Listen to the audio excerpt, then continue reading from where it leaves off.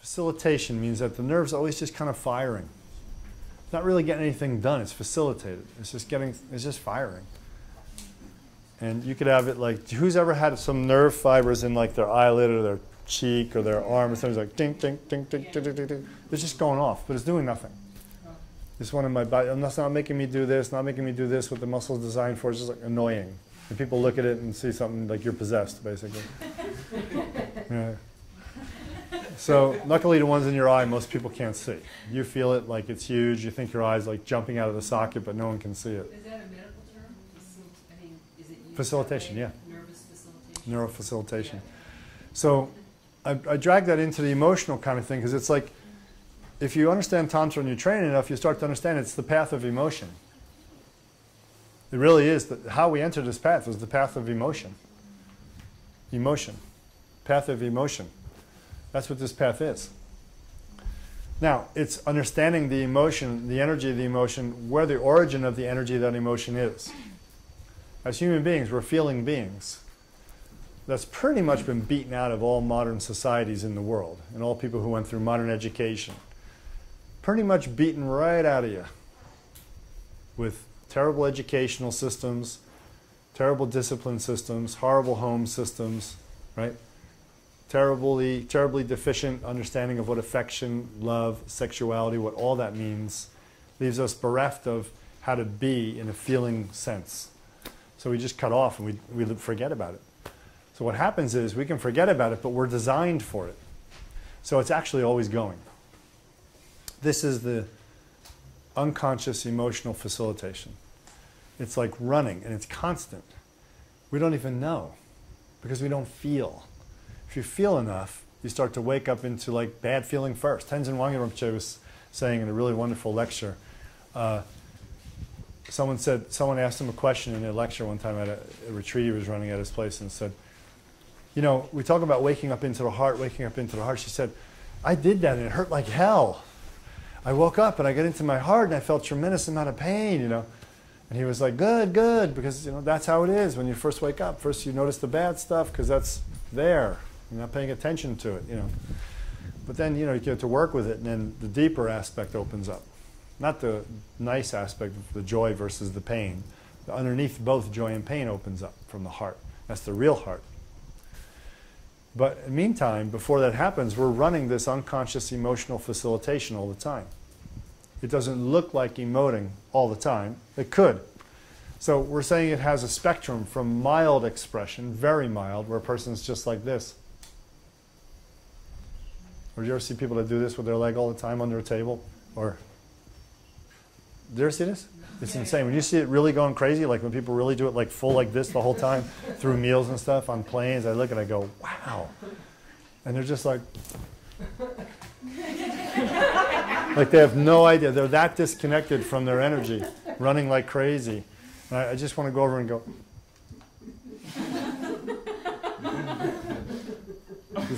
Like, hello, this is your leg, you know, like no idea. Try to help them out a little bit, but you don't, because it won't work. You'll get punched in the nose. So there's this mild form. It could be even mild as just what doesn't look to be emotion. That's why we have to really understand it as emotional facilitation. Unconscious emotional facilitation on the whole spectrum starts with this one where you're not aware of it at all. It's completely unconscious, and it's not expressing in any great energy intensity. So for some, it looks like this.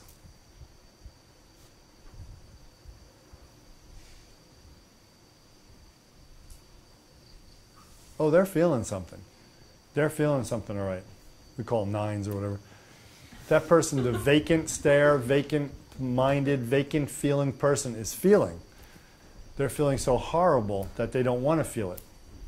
So they choose to feel a vacuity instead. They overlay a vacuity. They don't get rid of it. They haven't undermined the anxiety and they're now so chill. No.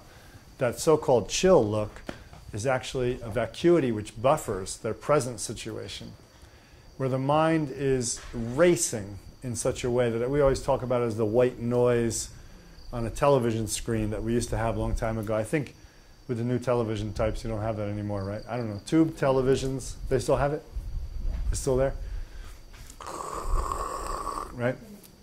all that's going on, but if you look at it in such a big field, it seems to be one homogeneous field. But you get really close and you see all these different black, white, and gray specks coming in and out and some weird sound that's really annoying, grating on your nerves. That's what's going on underneath. That's too much to deal with, so, or, you know, whatever type of face you're making. But it's a total disconnection. That's unconscious emotional facilitation with a buffer that takes away the expression of any kind of it as energy. So you go for a vacuity. You know vacuity? Go for a totally empty, no one's home kind of expression to your life, not just your face. Then one that's a little better, because it's not so buffered and so repressed that the person is not aware of it and comes off as the really still kind of person. See, this is that still kind of person, that kind of person is the axe-murderer. That's why people say they were so nice. They were just always so quiet and sat around not disturbing anyone, you know, because they were this volcano ready to blow off. So then the next level up is one who has a very, very mild emotional facilitation, unconsciously going all the time. Some state of anxiety, some state of discomfort, some state of like holding muscular tension in the belly, holding muscular tension in the face a little bit, you know, holding muscular tension in the shoulders, here, here, and here. How we developed in Sahu, the second attentions of relax your belly, relax your face, relax your shoulders. So belly, face, shoulders, belly, face, shoulders, belly, face, shoulders, belly, face, shoulders. If people did that alone as a mantra all day long for a month or two in retreat, they would immediately start to notice, my God, why am I holding my stomach? As soon as it goes back here, stop, stay there. What are you doing? You know, we just contract everything all the time. You have to go, you know.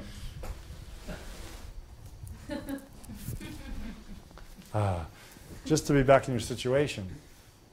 So the mild form can come out as these bodily contractions. It can come out as bodily fidgeting.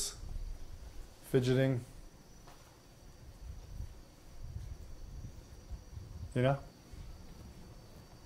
Worse yet is when it comes out like there's this vata in the body, we call it wind element, that's excessive, not being recognized.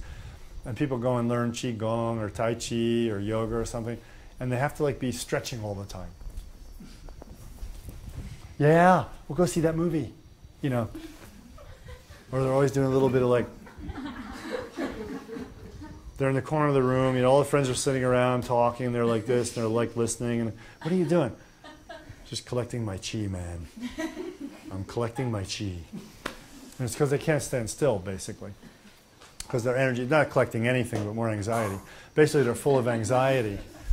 The next step up would be to have this experience of the energy of the emotion, but not really getting it. You know, it's unconscious, not really aware of it. The energy is there. It's moving the body in some way, or generating some kind of palpitations, or increased heart rate, increased respiration, increased sweating, or something. But you don't even know that that's the cause of it. You just think, that's me. I breathe quickly, or my heartbeat goes quickly, or I tend to sweat a lot. I have wet palms all the time. That's just me. It's just natural. It's just normal, you know. Because it's so out of touch, unconscious. Then the facilitation goes up to the next level, where it's expressed and the person becomes a little bit aware of it. And then it comes out as a more overt kind of, you know, fear kind of look. You know, there's that, it starts coming out, basically. And then you hear more fear responses, and it escalates all the way up into full-blown emotional reactivity, right? Emotional reactivity. Stimulus, nah! Stimulus, nah! Stimulus comes in, response is there, and the person's running around like a maniac, you know? Like every little stimulus that comes in gets met with 10 times more energy than is necessary to handle it. You know what I mean? Like Americans are like this. They're just so full of anxiety about this. I see this a lot in America. Japanese and Americans share this in the same way. Somebody comes and brings you something. Oh, thank you so very much. Oh my God, it's so wonderful. It's the greatest paperclip I've ever had. Oh, thank you so much. Thank you so much. You've made my life complete with this paperclip. I can't resist. And then you clip it on your paper and put it away, and they walk away, and you're just... So happy. Now you give them all this energy, you know, that you feel they need, and you felt all anxious about the interaction, didn't know how to handle it. So, right? You know, okay. So you have a spectrum, and this facilitation is going on. It can be in full-blown reaction. Now here's the weird part. The full-blown reaction can still be unconscious. The person could be unconscious of what? The fact that it even happened or is happening. Completely asleep while it's happening. If you stop me and go, are you reacting emotionally right now? Or no, you say, right now, are you feeling any emotion? A lot of times they go, no! Or maybe, yeah, but is it okay? Is it appropriate to, you know, a leaf falling off a tree? Maybe not. You know, there's that unconscious level that, hey, they may not know they're actually having an emotion. I knew lots of people like this in my mother's circle when I was growing up. They were my guinea pig test group. Watched them talk to each other. My mother would drag me everywhere. I hated it. I'd listen to everything. The hairdresser was the best. And they'd go on and on about their emotional problems and all these things. They'd look at each other and go, man, can they ever just say something without punctuating it with a tremendous amount of self-generated emotion and drama and importance, you know, and facial expressions, and, you know, it's really crazy. They couldn't. They really couldn't. So, people like that tend to hang around each other. A little bit of insanity there. Breeds the same. So there's that where people are doing it and they don't know they're doing it. Then there's where people are doing it and there's a whole new scale of how much do you know you're doing it while you're doing it. So as you get super conscious of you doing it, then you, for the first time, have the reins in your hand, able to start controlling this thing and relaxing it and not having it take you over. Hence the idea of second attention. Second attention is to keep your attention on something, like breathing in and out of your belly or something, so you don't move into unconscious reactions. And you discover clinical or subclinical chronic unconscious emotional facilitation. We want to discover that. We need to discover that so we can relax into ourselves, relax into ourselves, relax into ourselves. You follow?